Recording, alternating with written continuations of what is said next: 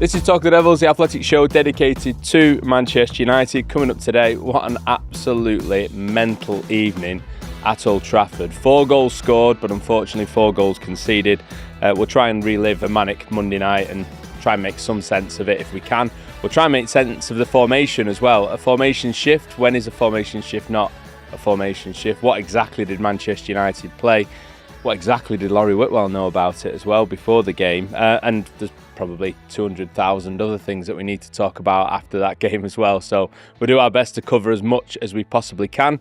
Here in Manchester, Carl and Laurie are with us. Andy is joining us at home as well. So hello everyone. It's the morning after the night before. And Carl, is it possible to sum up that game in a sentence? Wowzers. I thought you were going to do all your noises. That was the noise. Oh, okay. Laurie? Yeah, absolute bedlam, wasn't it? I'm going back to my tweet that I posted. I think it's the Rorschach test. You can see it in different kind of ways. You know, when you messaged me that, I was like, I think he sent that to the wrong person, so I didn't even acknowledge it. Well, then you thought I'd sent that to my shrink by accident. Well, yeah, you're right. Yeah, It's the old white and gold. Is it blue and black dress? Whatever you saw in that match, blue and black, is true and real to you. Formations, United being positive, United being bad. Future, what does it hold for us? Anything that you want to take from that game, you can take. Andy, what did you take? Lots. It was a great game. If you're a neutral, I don't think we could really call ourselves neutral. I thought United were excellent attacking. We're not excellent in defence. Bournemouth's goalkeeper helped Manchester United. Frustrated, amazing game, and I'm sure we'll get stuck into it. Yeah, Carl, that's the thing. I wanted to enjoy it. I wanted to sort of savour the craziness of it all and how fantastic it was.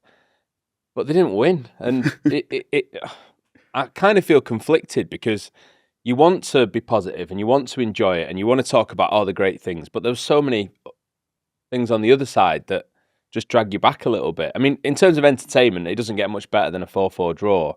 But it'd been much better if it had been a 4-3 win or a 5-4 win. I mean, Bournemouth even won at the end. They kind of were lucky to hold on to the draw in stoppage time. I was sat next to Critch, and it was actually Critch. Yes, hi Critch. At Old Trafford yesterday, and God bless him. He's doing the full-time brief, and he's got to get that piece out for full-time, and he gets to about the 75th minute, and he's typing away, and I went, don't look up. If you need data, if you need a number pull, if you need me to tell you to look up, I will tell you when you need to look up and watch this game. You just need to get this done full time as soon as possible. He's like, thanks, just typing away. Like, what's the halftime record? Okay. And what's this? Bang. I'm like, just go. Gets to the free kick. And just before Bruno lines up, and I went, Bruno's going to give you another paragraph to write about. You think? It's on. And then it all just goes... There's the noises. There's the noise.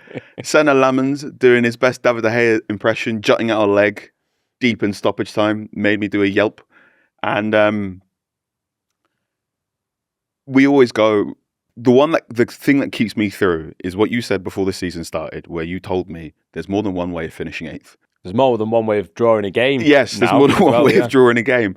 And I think the big distinction of this United team this season compared to last season is this team will have a wobble. They'll go have a funny 15 minutes, but they are now getting better at going, I'm not going to completely fall over. I'm not going to completely go to pot. Definitely. And I'm not sure if that's enough to play Champions League football next season, but it is enough to give you something to buy into. There are enough green shoots there that you can get swept along. And that, I mean, after Cunha scored, the sound at Old Trafford was absolutely glorious. I watched Ruben Amorim after that goal. He was right in front of us in that pitch side position. A proper smile. Like when you just can't help it. And I was watching him and he's cupping his ears and he's smiling at the crowd. Casemiro, who was absolutely furious when he come off the pitch, not with being substituted, but with the game state, and couldn't even get his coat on. He was so annoyed. And he's jumping up and down and skipping around in the area in front of the dugout, and you're thinking, yeah, this is it. To be honest, Laurie, ignore my previous question. It was fantastic entertainment, and United's attacking football. I mean, that first half is as good as it gets, really, in many ways. It's just the fact that they couldn't make it count more, which again leaves you that little feeling like, That's it. So is this the start? Is this the kernel of, okay, in future, they will score those chances? Because you think about Mbeumo, if he's at his usual best, he's got at least a couple of goals last night. That one in the first half, that one in the second half. And if he'd won, I think we'd be sat here now saying that's the moment. That's the Old Trafford United, Amorim, as you say, like the touchpaper, uncontrollable with his happiness, where he tries to stay within himself, doesn't he, on the touchline? To a degree. He looks the opposite of happy most of the time. He looks really troubled, actually. So are we watching the team, but he does try and hold it back. I mean, he was in the post-match saying, fun for everyone watching. And he looked like he'd not had fun.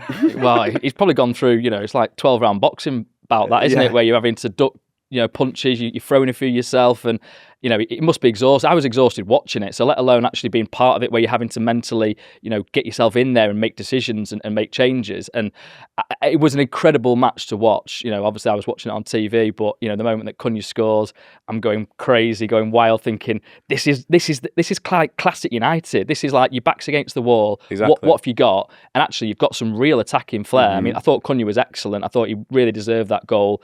Even Sesko coming off the bench after his food poisoning, kind of, certainly not perfect, but he kind of caused that chaos to start the goal.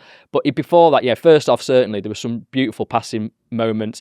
The movement of the formation, which we can get into a bit more, but certainly created those problems for Bournemouth. I think that they weren't really sure how to contend with. I mean, randomly, I've got in my head a moment, it was actually at 1-1, where Luke Shaw goes up from, centre-back, makes a darting run as the furthest player, and because Casemiro's dropped and Dalot then plays the ball over the top, and that's actually where they get the free kick and then the corner from that they score the second goal. So that kind of movement it must be really difficult for teams to contend with.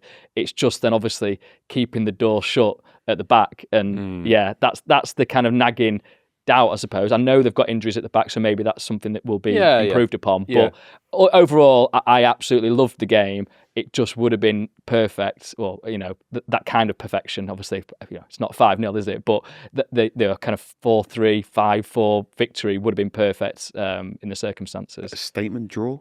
Well, this is it. I got I got giddy, didn't I, at 4-3, and classic United comeback. And my mate just texted me going, "You've got giddy there." When Bournemouth go and score the equaliser. I'm posted in the group 3-4-3, 4-3-3, 4-4-2, 4-3. And what But 4-4. That's what was coming. Andy, I mean, what do you read into all of that? I mean, the lads have made some brilliant points. It's difficult to know how to guide this conversation, to be honest. There's so many different aspects to it. But just enjoying Manchester United attacking and scoring goals at Old Trafford, but actually not scoring as many as they could have done, I suppose. There has been a criticism of this coach and previous coaches that it doesn't look like Manchester United. Where's the free-flowing attacking football? Where's the risk? Well, there was plenty of that last night. There was probably too much of that last night. I noted after the game that Ruben Amorim talked about losing concentration again immediately after half-time, as had happened against Forest. United's inability to hold on to leads is frustrating. United had 25 shots and 17 of them were in the first half, and there was a statistic most of any that was team more in the than Premier League this season. Exactly. But United can't keep clean sheets either. I think that Lemons has been a good goalkeeper. It wasn't his best game last night, especially compared to Bournemouth's goalkeeper last night.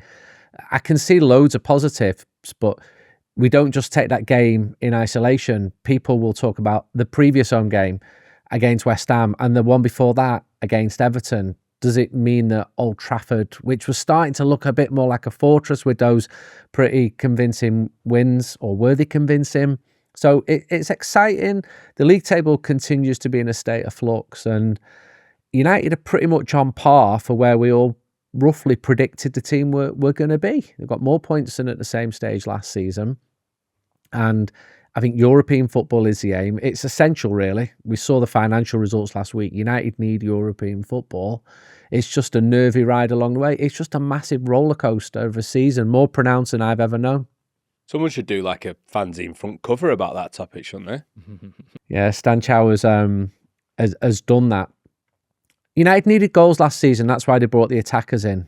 The defence has got to be sorted out. So I think Maguire and De Ligt especially were missed. You had very inexperienced defenders, and Bournemouth are good, but they're not playing well. Bournemouth have not been, I don't think they won a game since October. No. And there's loads of teams coming up against United with terrible stats, and United can't beat them. And then when United go to somewhere like Palace, where it looks like doomsday, they then pull out a result. That's why I know Villa, and we'll come on to that, are doing really well, but I'm not that uneasy about the prospect of the game at Villa Park at the weekend. That sums it up, Carl, doesn't it? There are reasons to be confident. I'm putting a small asterisk on my brain after I just said that, because Laurie's just brought up Mbeumo. If Mbeumo keeps scoring, he's not going to be there on Sunday. Ahmad's not going to be there. So the league's in flux. The teams are in flux. It's not just United that will be losing players to AFCON. It's not just United that are losing players to injury. Andy's bang on about how the league, I think, before a ball was kicked this weekend, the difference between 4th and 14th was 5 points. Now it's 8, and it's that thing of... It'll start to make more sense now, that league table, won't it? I think over Christmas and New Year, Ferguson used to say that the league title race started after New Year's Day. Well, I think United's European chase will make a lot more sense after New Year's Day in terms of how the table looks, where they are, what they've got the opportunity for. Yes and no. I think because of AFCON and the fact that AFCON runs until January 18th and you've got the window as well, we might have to do another sort of... Do you not think the way that they survive AFCON is going to decide where they're at? I think we might have a series of mini league tables, if that makes sense. Yeah. So you've got your Christmas league table, you've got your AFCON league table, and then when you get to February, then you can go, okay, this is where we are in the peloton. Maybe I'm overcomplicating things. You can tell me off there. Every game, it gives you an opportunity to read the league table in one way or another. At the moment, that's the way it seems to be. Every match United are like going into, like, well, if they win, they're 5th, or if they win, they can get into the top 4. If they win, they can go 2nd. They've had, 5 opportunities to climb into the top 5, and again, they didn't take it last night. In a completely different way to before, but that same sensation of just falling a little bit short. And Amorim was asked about this, about how there have been 5 instances where United have got a go-ahead goal and failed to win. There was 3 last night. Yeah, and you get into that. You get into the what I think is important for all of our sort of stability is to not get into a horrible pattern where you go, oh, if we had just beaten West Ham, or oh, if we had just beaten this team. Because conversely, you could have had, oh, if Lamans hadn't just stuck his leg out in the last minute, you could have lost against Bournemouth. It can go either way, and it's. I think this is the season, or this is the period where we have to just stand back and wait for United to show us who they are, and for United to just establish a baseline of this is what we are now. This is our version of good. This is our version of a good 1-0 win. This is our version of a comeback draw. This is our version of XYZ, and then we can go, okay, now we can talk about what United actually need to do. Now we can talk about what the new look Ineos run Manchester United look like. And it's super frustrating because I want to tear into things after a month and go, this is good, this is bad, this is this is that. But honestly, the answer to so many questions now is, I don't know. Let's give it a while.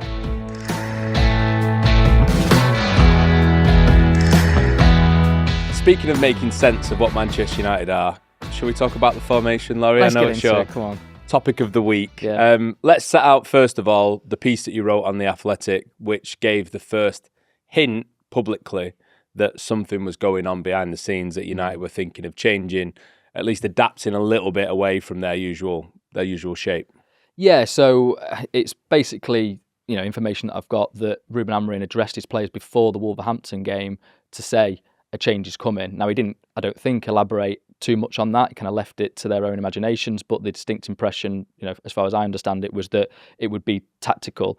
So I thought that was interesting in that it was before the Wolves game, so maybe he's going into that thinking we're going to win this game, so I can do then any kind of change from a position of strength, theoretically, 6 in the table off the back of a win, but also clearly with a mind on AFCON and how that's going to affect his team, and realising that he needs to maybe adapt, because you've got Ahmad as an excellent, what we think is a sort of wing back now, and then Mbeumo, those two linking together on the right, plus then Mazraoui as the right centre half as the last 2 games he was, and also he's played in the same team as those 2 guys, quite a few times this season as well, although they've been sort of 2 10s.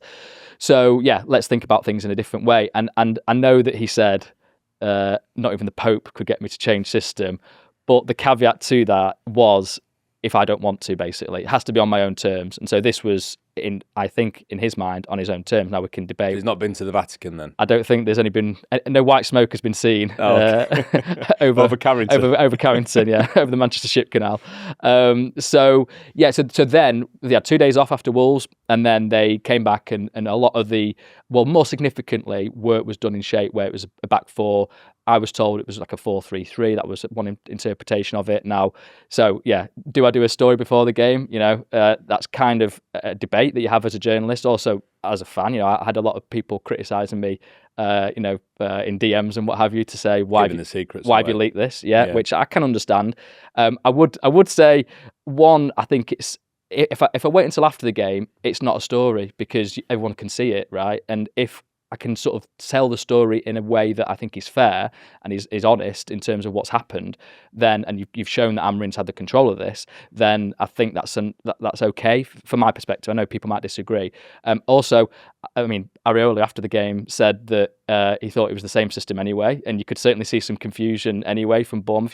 They lined up in warm-up as a back three, back five. So, it's clearly something that I don't think necessarily gave, Bournemouth an indication of what exactly was going to come. Do you know in the warm-up? Yeah. When I think back to it now, it was more of a 4. How was it? In some of the drills that I saw, but the back five, the usual back 5-3 and the wing-backs, all had bibs on. Yeah. And I think when I was looking out for clues in the warm-up about what they would play, if I thought they were playing a back 4, I would have expected to see Diogo Dalot at right back, Luke Shaw at left back, Aidan Hever and Lenny Yoro as the centre backs, and not actually keeping the same lineup of the back 5-3 that they'd had previously. But Ahmad was a little bit more advanced in those drills than the other 4. But I think just because the players weren't in their natural positions, they're actually in their usual positions, was what maybe confused me and pulled me away from thinking they were going to line up in a 4 from the warm-up.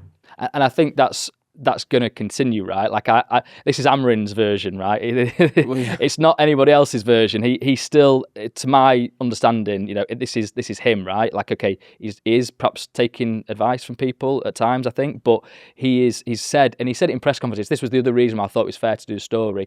He said it after the Wolves game. We need to adapt. Yeah. He said it twice in the I think Friday embargo, then again on the Monday morning embargo. He went into detail when the questions weren't even about that. So he's volunteering. It seemed to me we're gonna change something here.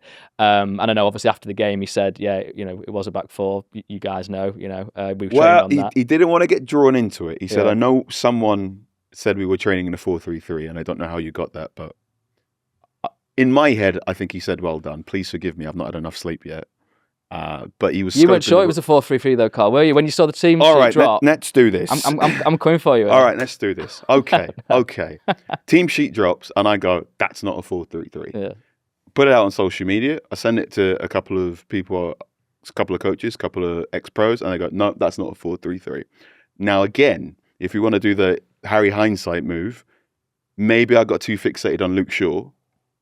And didn't quite realise it could, because I tweeted, that's not a 4-3-3 unless it's Aidan Heaven playing next to Lenny Yoro, which I thought... That was my thing with the warm-up. When I saw them lining up in the usual way, I was like, well, surely he's not going to play a back 4 with the order being like that. I know, and you can't have Heaven and Yoro in there because they're 2 young centre-backs and that's just a soft core.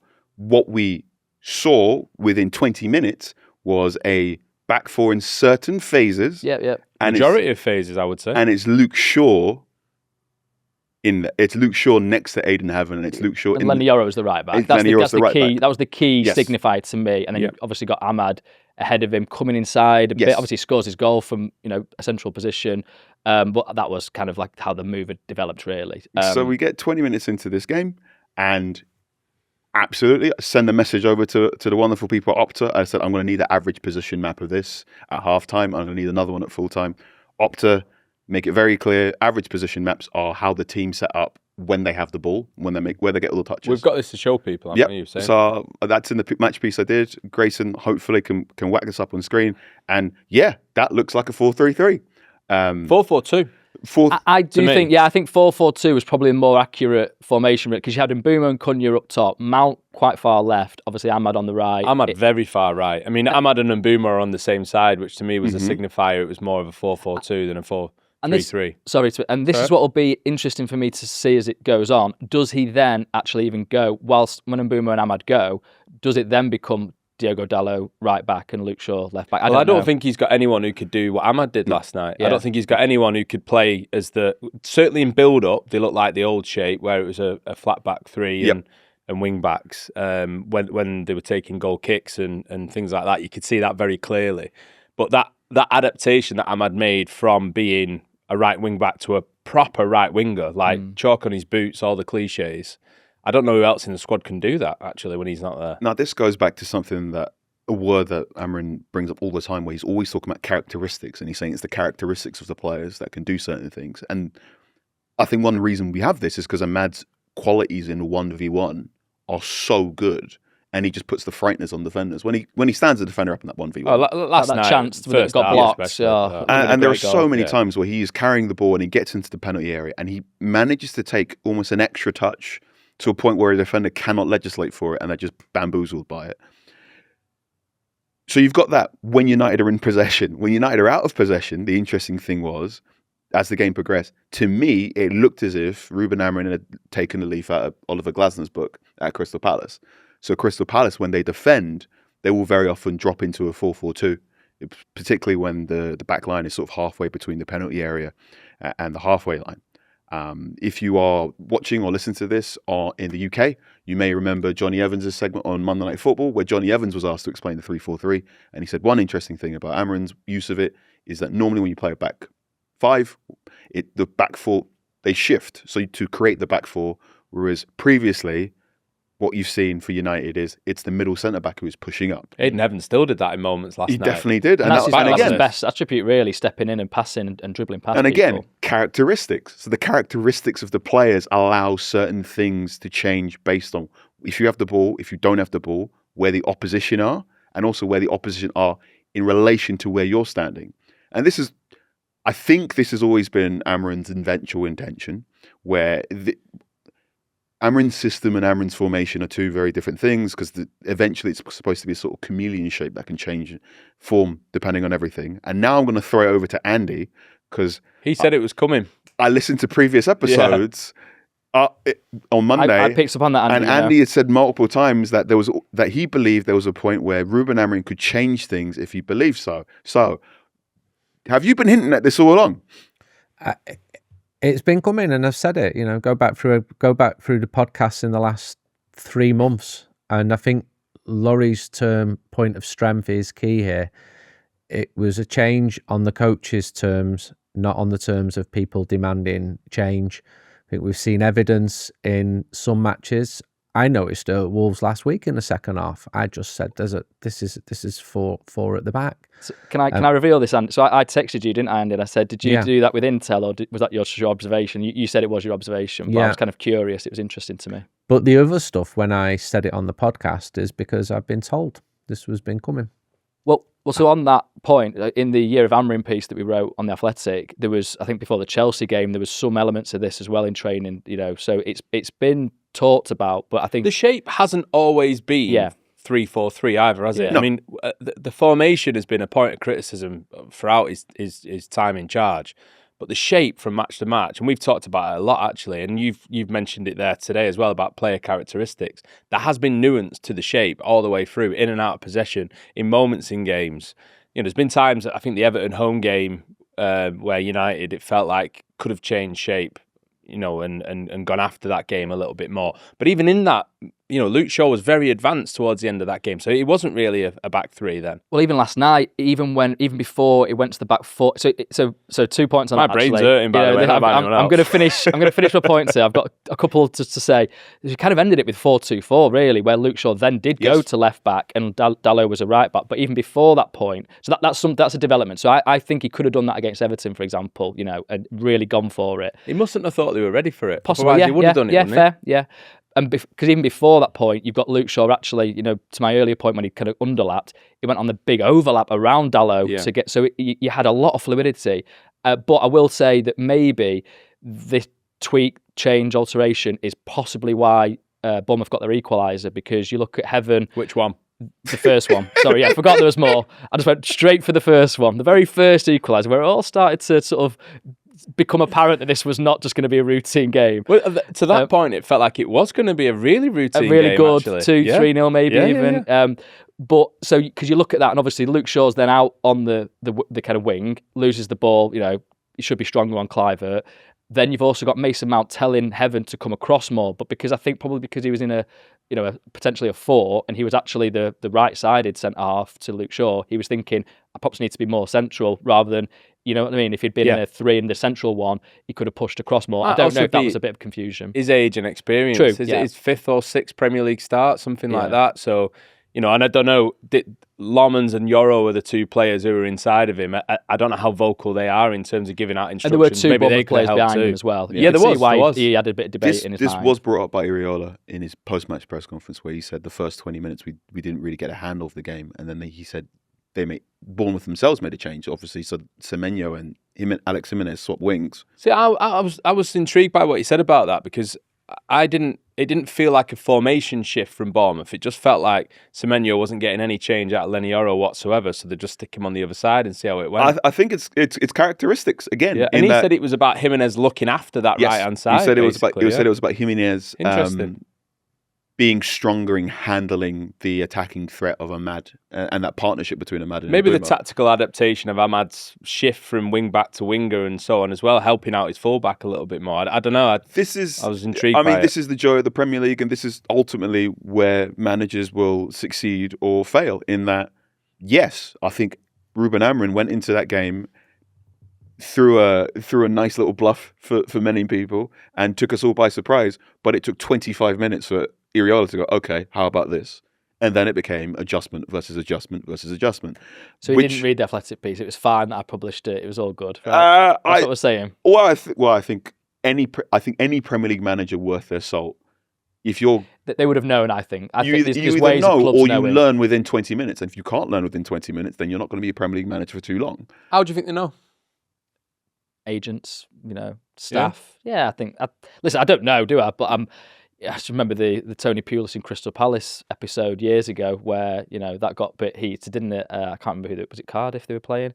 I think that who was it recently that said that they had an idea what United were going to do, or vice versa. United knew what they were going to do. I feel like it's a repeated discussion point. I mean, maybe Andy knows. I mean, Mourinho more knew than that on this, Mourinho knew Masraoui was going to play as a thing. number 10 last season. Things get out. People talk. Players talk. I don't think that things always do get out. I can name incidents where Manchester United have been perturbed, where things have got out. There was a game at Nottingham Forest a couple of years ago where United felt that information had been leaked and Forest had adjusted their tactics accordingly.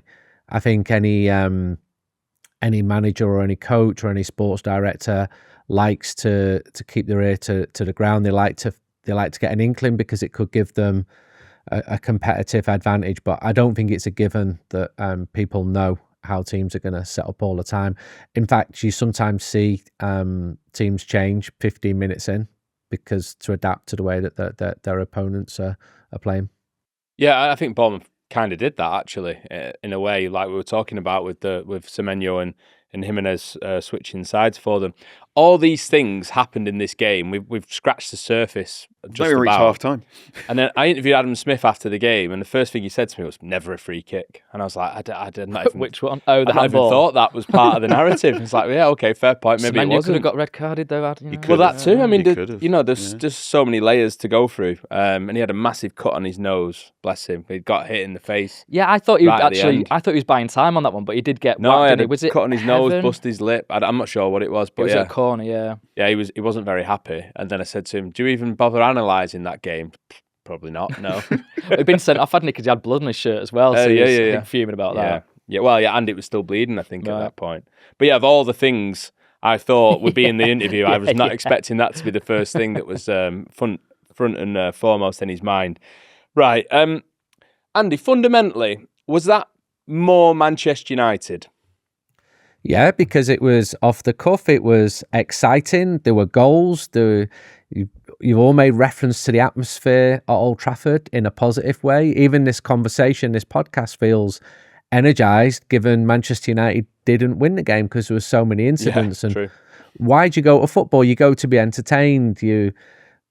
But people also go for wins. And we asked this question a couple of podcasts ago. What drew you to Manchester United? And I suspect it was more of what we saw last night than watching the football under Louis van Gaal, for example, when it was just so boring.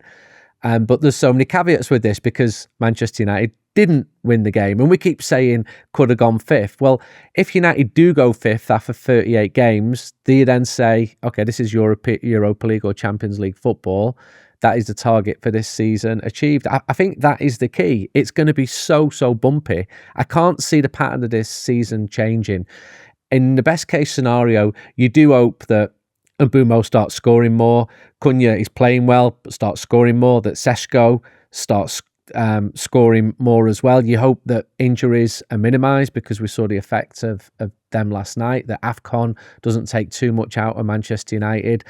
And the real criticism will kick in if United are down at 12 or 13, as we've already seen. I thought the mood before the game yesterday was really negative, really negative among a lot of fans. And I don't know why that is. I don't know if it's a social media thing. I don't know if it's a society thing. But I think that throughout the frustration of not winning a game that Manchester United should have put away because United played so well, there are the positives we're talking about.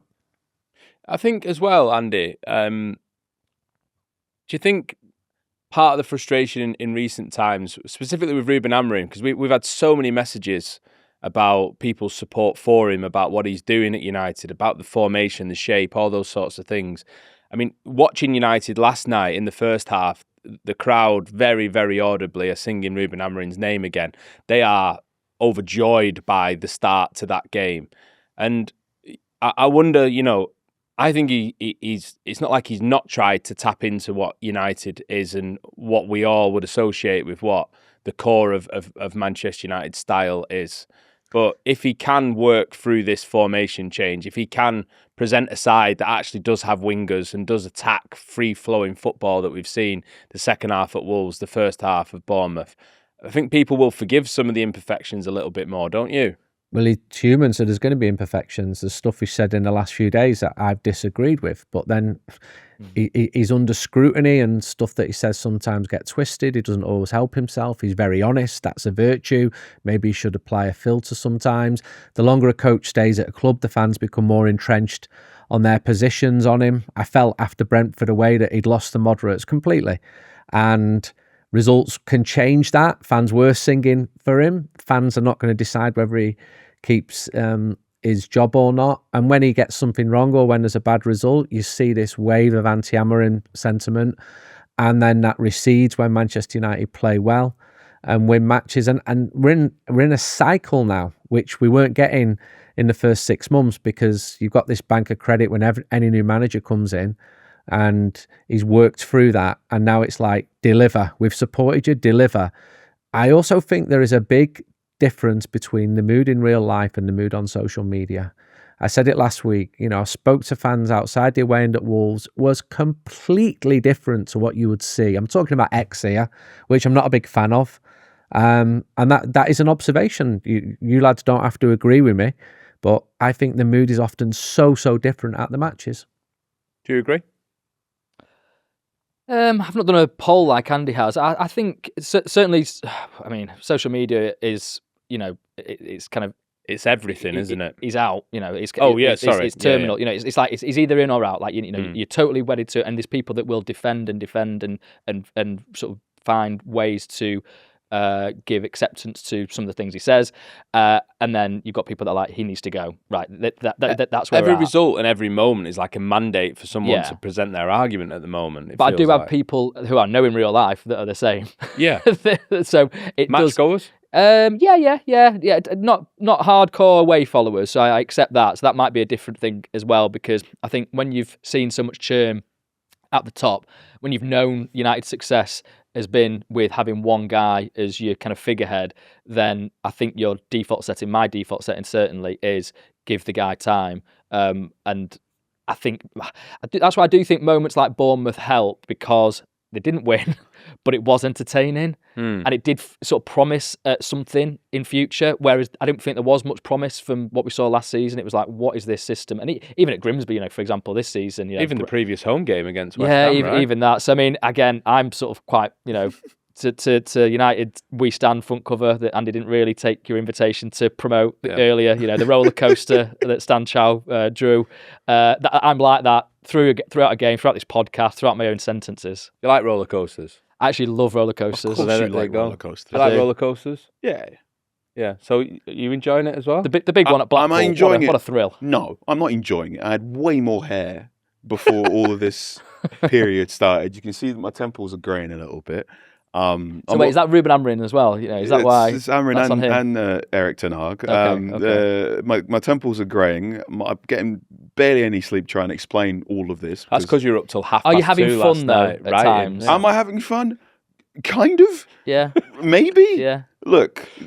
Are you not entertained? Yeah. Are you not entertained? Are you not entertained? So Seb Stafford-Bloor, who covers the Bundesliga for The Athletic, said Manchester United are such a bizarre team in that literally every single goal, either scored or conceded, provokes this just huge reaction.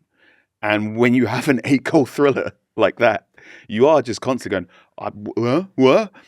So my match piece isn't just one match piece. It's 7 match pieces. It's 150 words. And every time the narrative of the game changes, I have to switch into a different match piece. So minute 1 to 35 is, this is a new formation. This is really interesting.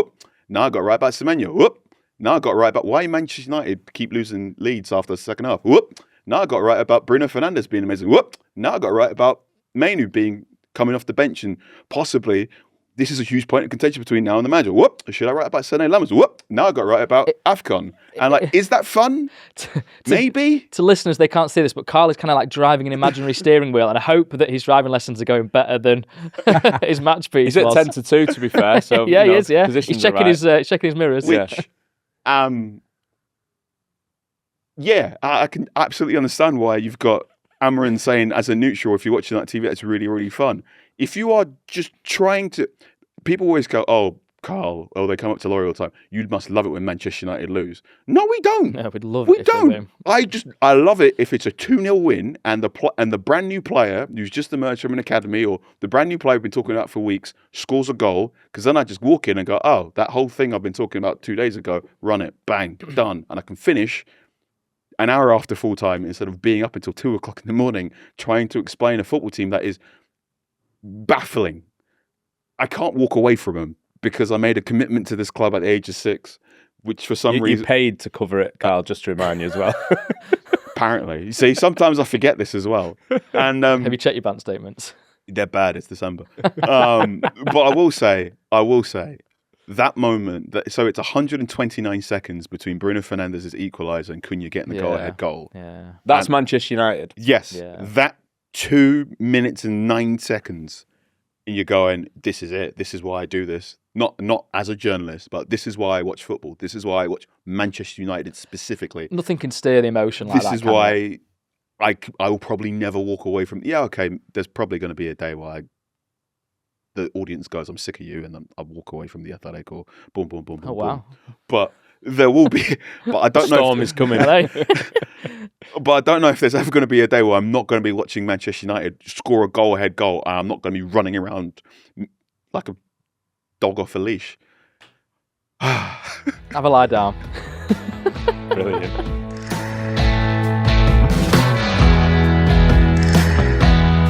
Right, what do we talk about next? Andy, let's talk about the half-time record, because there was a point in that second half where we were all concerned. Social media, to come back to that point, was awash with people sharing this record. So United haven't lost a league game since 1984 at Old Trafford, when they've been leading at half-time, which is a remarkable record. 300-odd games, I haven't got the exact number to hand in front of me, but a lot of matches, basically, they've been able to survive this. And last night, it happens every now and then, but last night, because of this United team and the way that things can go wrong at the drop of a hat when you don't expect it, there was a serious concern about that around the hour mark, wasn't there? Yeah, I wasn't even aware of this record, and suddenly people Well, you know start what? talking You've been about to all it. the matches. I wasn't aware. It suddenly just becomes this big thing. We've got to protect this record. Which record? No one knows about it. Or maybe you lads did. Everyone knows about it, don't they? Well, Really? Are you pulling my leg? know. I should know about it Well, because he knows about it now, I suppose. But I don't. I should know about it because it was against Ipswich Town in 1984. The last time it happened. That was my first ever game as a Manchester United fan that I went to. wow. What? Anyone else born? What? Anyone else I born? was not born. No. Ruben Amorim wasn't born. No, okay. You continue, Good Andy. point. I was 10 years old, which I feel slightly ashamed of because I took my younger brothers when they were 1. But my dad wouldn't take me because my dad was a footballer, so my dad played football every week. You know, that was. You were the adult in this situation, and you were 10. I was taken as part of a birthday party. A lad in my primary school called Jason Turner. His dad took us to games. I've probably not seen him since he was 11, and he took us on the Stretford paddock. And it was like, you can come as part of my birthday party. It's £1.20. I forget whether they paid or whether we paid, but that was my first game. And Ipswich Town, who had a very good team then, won 2-1. And I walked out the ground. I wasn't particularly thinking of the result. I just absolutely buzzed off seeing this green thing in the middle of Trafford Park where Dad worked. And at the time, it was all these smoking factories. I swear seeing that pitch for the first time was one of the greatest moments of my life. And I just wanted to go back for more and more. But yeah, that was the game. And United That's have not, crazy, isn't it?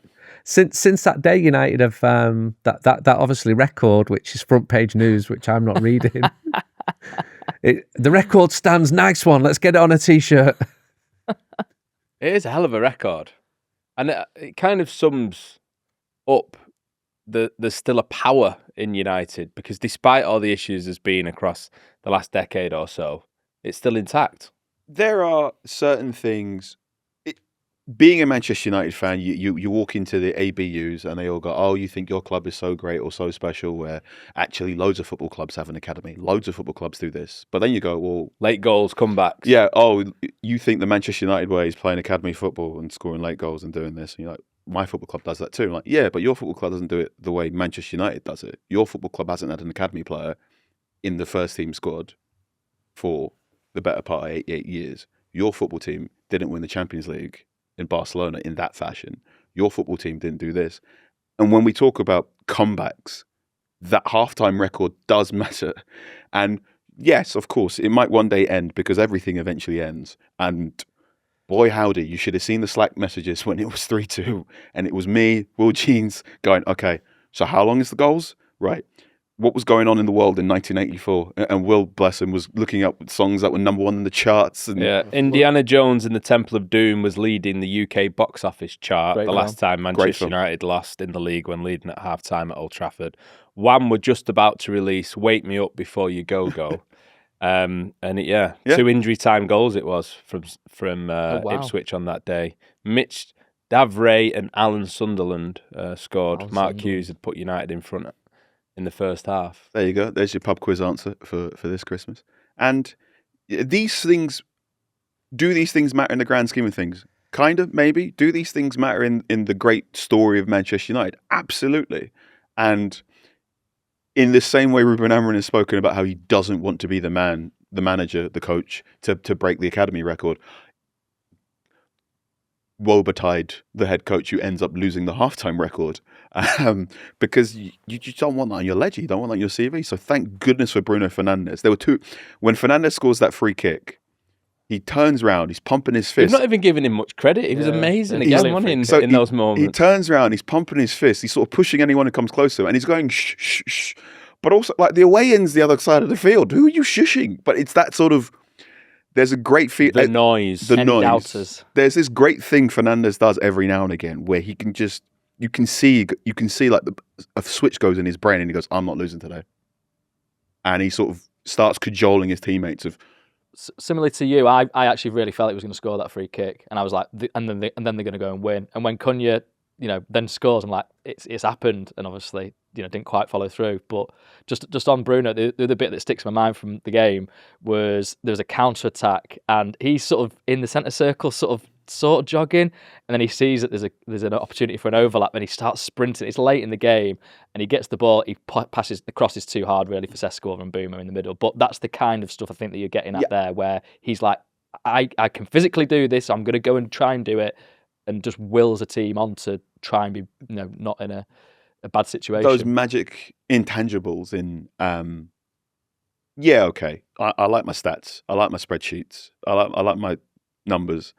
But also, there's a bunch of things that being a Manchester United player, a spreadsheet cannot show you.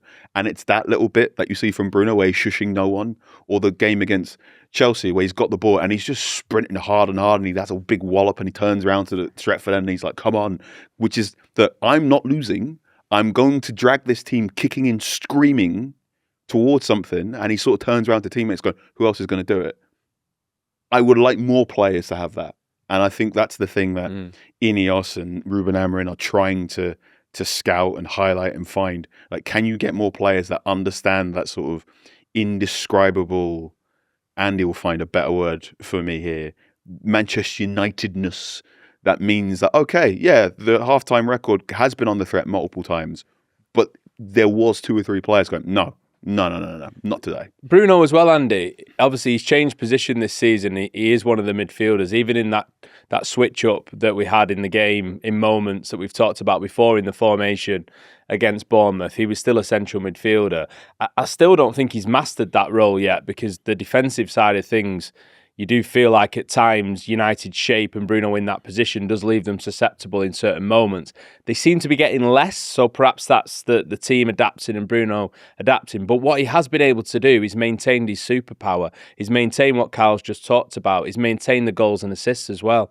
I mean, in the last, 7 games, he's been involved in 9 goals directly. I think that's right. And I think there's only Erling Haaland in the entire league who's been involved in more goals than Bruno Fernandes across this season, even in this deeper position.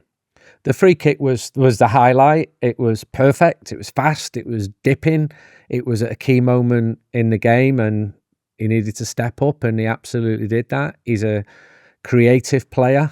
He had a bright start to the game, I thought, when he led that attack after 2 minutes, and he had a shot blocked. It's important that United start well. It's becoming increasingly important that United finish the half well, because that has not been happening, although Casemiro got that goal.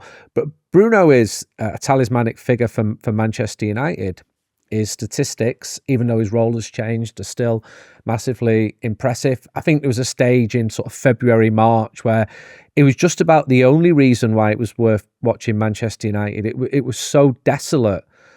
You had these little peaks with Europa League matches, but he was the main man by a long, long way, and that's why there was consternation when there was talk about him maybe leaving in the summer. I think it's a more legitimate conversation now. He's not getting any younger, he earns a fortune, but joy to watch, and history will remember him very, very well as a Manchester United player.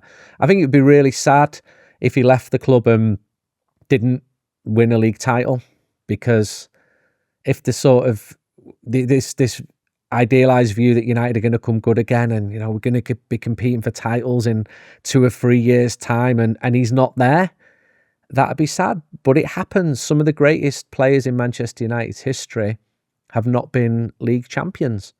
And top man. That free kick was absolutely spectacular. Somehow we've been talking for about 3/4 of an hour, and there's still stuff to unpack from last night, because Kobbie Mainoo, obviously we talked about coming on in that game. I mean, again, that's another aspect actually. The substitutions last night from Amorim felt a lot more positive. People were fully behind what he was trying to do there. There was risk. There was all the things that we talked about the other week that we felt maybe at times he didn't do. He still brought a centre half on, obviously, because it has to be done, doesn't it? For the passing range. Yeah, I mean, give some credit. They're not. It's not just for the sake of it. Often, is it? There are reasons for it. And I thought actually on the ball, at least, Mainoo brought some really positive notes to that United side, and it'll be interesting to see with the players going away and Casemiro's suspension, which we'll probably talk about more on Thursday's show, whether he does get a starting spot within all that. But his brother, after the game, wears a free Kobbie Mainoo t-shirt, which has just stirred the pot again. Yeah, I don't agree with it. I just think keep your counsel. I think it had been a good, half an hour for him. And I actually felt when he came on, United were 3-2 down, right? And so you've got this kind of simmering tension in the stadium. Mainoo's coming on. It felt a big half an hour, for him, for the club, for Amorim, for everything. And in the end, we don't have any major resolution to it. But I agree with you. I thought Mainoo had done pretty well, really. I think in terms of energising Old Trafford, that sort of substitution. Yeah. And I was watching Amorim, he was looking down the line and he kept looking and thinking, he's weighing up something here. He's weighing up exactly what to do in this moment. And the temptation, I'm sure, would have been, Manu, it's you, mate. I mean, that would have just, for Casemiro. I think that would have sucked the atmosphere. Exactly. So again, that Amorim understanding the moment and the energy of Old Trafford a little bit more again. I mean, maybe I'm overanalyzing it. And that takes a bit of, what do you call it when your ego vanishes? Ego death. Where I think you just have to give yourself over to the situation and the circumstances, even if your instincts might be against it. And it was the right move for all that you've said there, but also I think from a tactical point of view, where they needed to get a goal, right? They needed to turn maybe it around. He was just thinking of that. Maybe I'm overanalyzing it. But then so I mean, I think after the game we can all see that then his brother's, it's a pretty big statement, right? I mean, we had this with Alejandro Garnacho's brother on social media. We've had other instances, I think, of things being said in that kind of way where it's been sort of subtle messages. I mean, this wasn't so subtle. I just don't think it was necessary, because I must imagine we've written about this, we've spoken about this. Kobbie must be frustrated with his minutes, but I just think there's a different way to go about it. And I know that Amorim has an opportunity to speak every single press conference, so players don't necessarily have that opportunity themselves, although you can stop in a mix zone, I suppose, and make your point there. But who'd do that? Who would do that? No issues come from those kind of situations. So anyway, it wasn't for me, and it creates a talking point, right? He's going to get asked about it in the next press conference. It's going to be a difficult thing to handle. Maybe that's what Jordan, his brother, wanted, to kind of make it a big thing again and kind of force something. I don't know. It's still been a big thing. He's obviously not been watching the press conferences, has he? Andy, what do you think of it? I mean, the thing with Kobbie, everyone's on his side. He's got an entire stadium roaring him onto the pitch last night. I don't know. What do you think of it? I think when Laurie said internally, and I think he tweeted as well, it's a big half an hour coming up, he was right. I didn't expect it to turn out to be the half an hour that we saw. No. But I think the idea that Manchester United might lose the game, it was right to focus on that.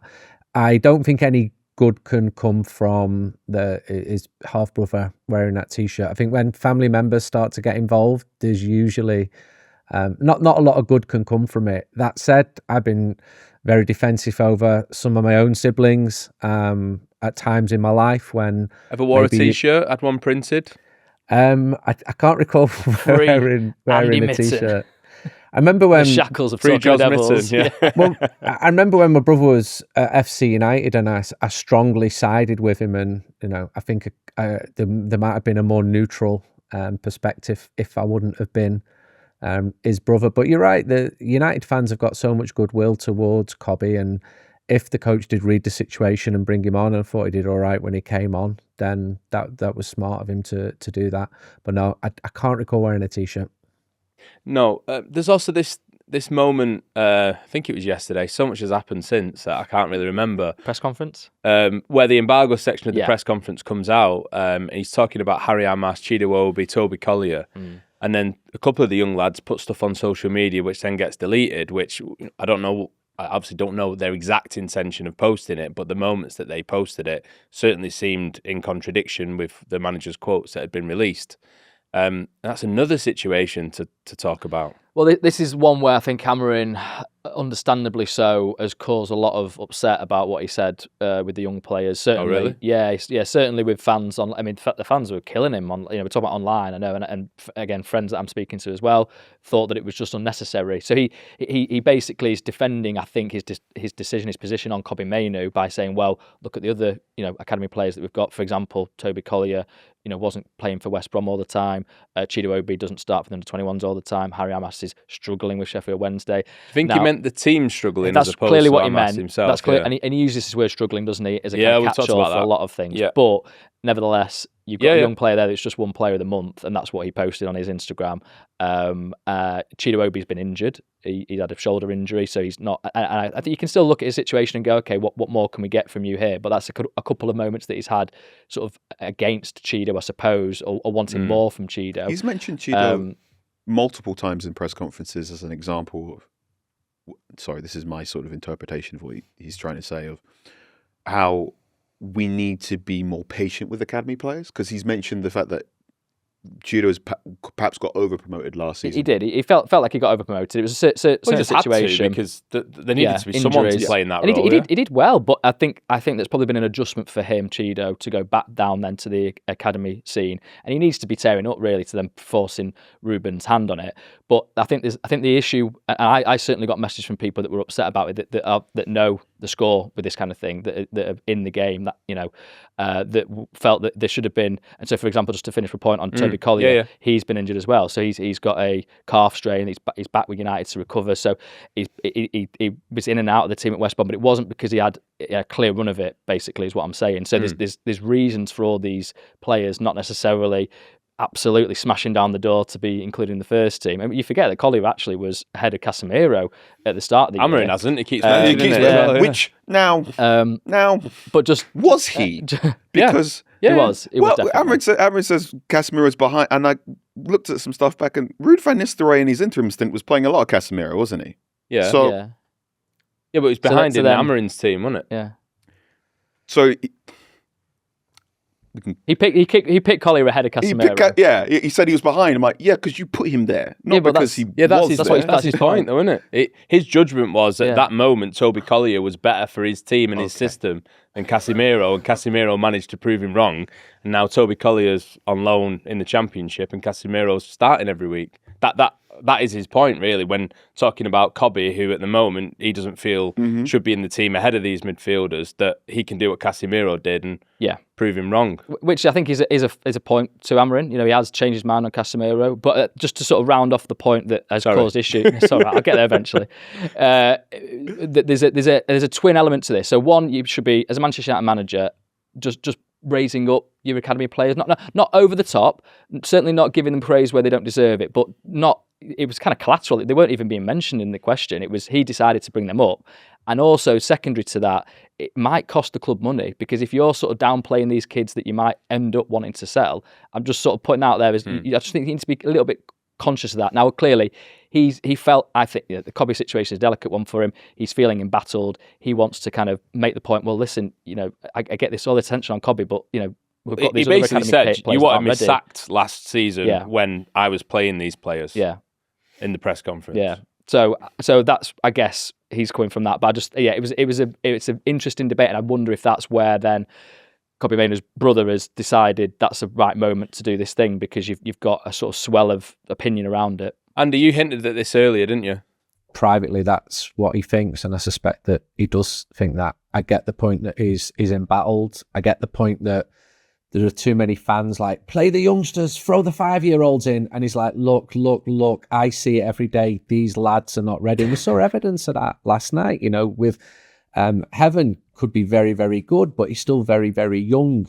But it's hard enough when you are a young player. I think you need love. I think you need support. I think you need to be told that you can reach for the stars. And if you're not going to make it at Manchester United, that's not the end of the world. But Manchester United, if they're smart, will get as much money as possible. And I think Laurie touched on a point there. United have got to be careful, because if you're in charge of the academy at a rival club, and you'll be going, maybe don't go to Man United, because this is what the coach is thinking. And Manchester United's main rivals for young players, Chelsea, Everton, Liverpool, Manchester City, any competitive advantage that they can get, they will push, because United have done really well at attracting players, and a huge amount of work goes into it. It's not just recruiting, it's retaining the players. That is as big. And if you're one of those young players who has been sent out on loan, and I've had feedback on some of them, and it really helps you as a journalist to know what their status is, because people are going, well, bring him back because he might be the next Cafu, and you're like, it's just not going to happen from all the intelligence that you're going to get. But I think he might reflect and might hold back in future when asked a similar question. Okay, well, if there's anything we've missed out in the post-game review, there definitely is. I'm sure there is. Let us know in the comments. Email us devilspod@theathletic.com, and we'll try and fit it into Thursday's podcast. I don't know how long we've been going, probably about an hour, Carl, but we need to just mention the women's side because we actually thought that would be the crazy game this week, and the men's team said, "Hold my beer." Yeah, absolutely remarkable game at Lee Sports Village. Thank you to Cass, who gave me a lift to the ground, and thank you to the Joneses as well. I stood with them in the terraces. So Keeping up with the Joneses. very much so. United absolutely dominant in that first half. Oh, really? Absolutely, Dominant in the first half, tick. absolutely dominant in the first half. Hit the woodwork 3 times. That didn't happen. But Hit the woodwork 3 times. There's a goal line clearance, go a goal down, and you're going, oh, okay. Spurs end up 3-0 up by the 70th minute. And United at this point hit the wood on 4 occasions and had 2 goal line clearances. And yet, they're again, in that sort of weird Manchester United intangible, something happened. There was a sort of chance after a goal line clearance in the second half, and I went to Dan Jones, who was next to me. I went, a draw is on here, which is, I don't know how many football clubs you can say that about when they're 3-0 down of. No. well, especially, wasn't it about 70 minutes that this started as well, the comeback? So United marched back down 3-1, 3-2, 3-3, possibly could have got a winner late at the end. The women's team is in a really interesting position in that Mark Skinner, the head coach, has sort of almost like the opposite of the experience that Amorim's getting. So the online reception seems to be a lot nicer than the stadium reception. Okay. So you're getting more fans in and around league. I'm not sure about Skinner. Maybe this is too much. And I will freely admit my perception of him as a coach in charge of the women's team has changed a lot in the last 18 months, where I've gone from this team should be pushing on to being consistent Champions League finishers again and again and again, to go, actually, I think Skinner is doing a really, really good job just maintaining a certain standard and making sure United are in and around. They're very competitive, there's no question about that. Very, very competitive. No matter what's thrown at them. Normally very defensively resolute.